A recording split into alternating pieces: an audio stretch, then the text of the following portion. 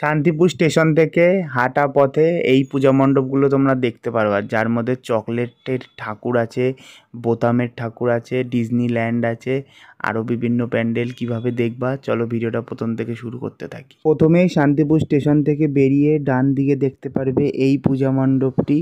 এটি গোডাউন মাঠ। এদের এই বৎসরের ভাবনা বুদ্ধ মন্দির। তারপর শান্তিপুর স্টেশন 1 নম্বর প্ল্যাটফর্ম থেকে বেরিয়ে এসেই তোমরা দেখতে পারবে এই পূজা মণ্ডপটি। এদের এই বৎসরের ভাবনা বিরহ। এরপরেই তোমরা সোজা বেরিয়ে যাবে রাজপথ দিয়ে, চলে আসবে নবমিলন সংঘ। এদের এই বৎসরের ভাবনা ইস্কন মন্দির। এরপর পরস্পর প্রত্যেকটা পূজা মণ্ডপই রাজপথের 2 সাইড দিয়ে দেখতে পারবে। তারপর আছে ভদ্রাকালী তলায় এই বৎসরের ভাবনা ডিজনিল্যান্ড। এটা দেখে আরেকটু হাঁটা পথ 2 মিনিটের তোমরা দেখতে পারবে তোমরা বাইগাছির মোড়ের এই বৎসরের ভাবনা কাল্পনিক পূজা মণ্ডপ। এরপরেই ওয়াকিং ডিস্টেন্স 1 মিনিটের বাইগাছির মোড়ে আরেকটা পূজা মণ্ডপ। এদের এই বৎসরের ভাবনা বুদ্ধা মন্দির। এরপরেই চলে আসলাম আমরা লিডার্স ক্লাব। 50 বৎসরের পূর্তিতে এদের এই বৎসরের ভাবনা আলোর খেলা।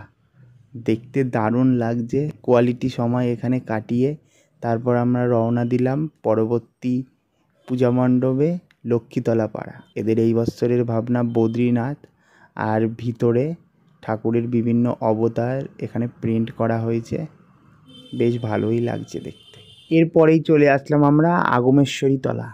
এদের এই বৎসরের ভাবনা পুতুল খেলা হয়েছে। সামনের ফ্রন্ট গেটটা কাঠের পুতুল দিয়ে, আর সামনেই শিব ঠাকুর আছে, চারিপাশ দিয়ে কাঠের পুতুল সাজানো। আর এরপরেই চলে আসলাম আমরা কামারপাড়া।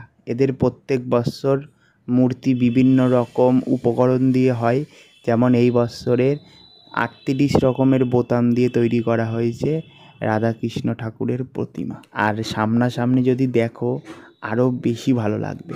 এর পাশ দিয়েই চলে গেলাম ইয়ং স্টাফ। এদেরও প্রত্যেক বৎসর মূর্তি বিভিন্ন রকম উপকরণ দিয়ে তৈরি হয়। এই বৎসর এদের মূর্তি করা হয়েছে টোপরের শোলা দিয়ে। তারপরেই আমরা চলে আসলাম তিলিপাড়া। এদেরও প্রত্যেক বৎসর মূর্তি বিভিন্ন উপকরণ দিয়ে তৈরি হয়। এই বৎসর এদের প্রতিমা তৈরি করা হয়েছে চকলেট দিয়ে, সাদা চকলেট, ডার্ক চকলেট। আর এই জায়গাটাতে চকলেটের গন্ধে পুরো জায়গাটা একদম মোমো মোমো করছে। তার একটু সাইড দিয়েই তোমরা চলে আসবা তিলিপাড়া বারোয়ারি। এদের এই বৎসরের ভাবনা কৃষ্ণ মন্দির। ভিতরটা খুব সুন্দর করেছে, আর রাত্রিবেলা গেলে আলোর খেলায় জায়গাটা আলাদাই আমেজ তুলে দেবে।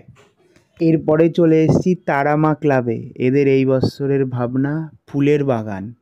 বেশ সুন্দর লাগছে, বাইরে থেকে যতটা ভালো লাগছে তার থেকে বেশি ভালো লাগছে ভিতর থেকে।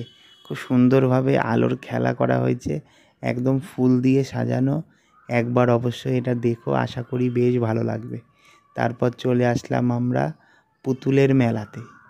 বিভিন্ন রকম পুতুল করা হয়েছে, কাঠের পুতুল আছে, আর পুরো প্যান্ডেলটাই পুতুল দিয়ে করা হয়। এরপর চলে আসলাম খাপাড়া। এদের এই বৎসরের ভাবনা পুতুলের নাচ।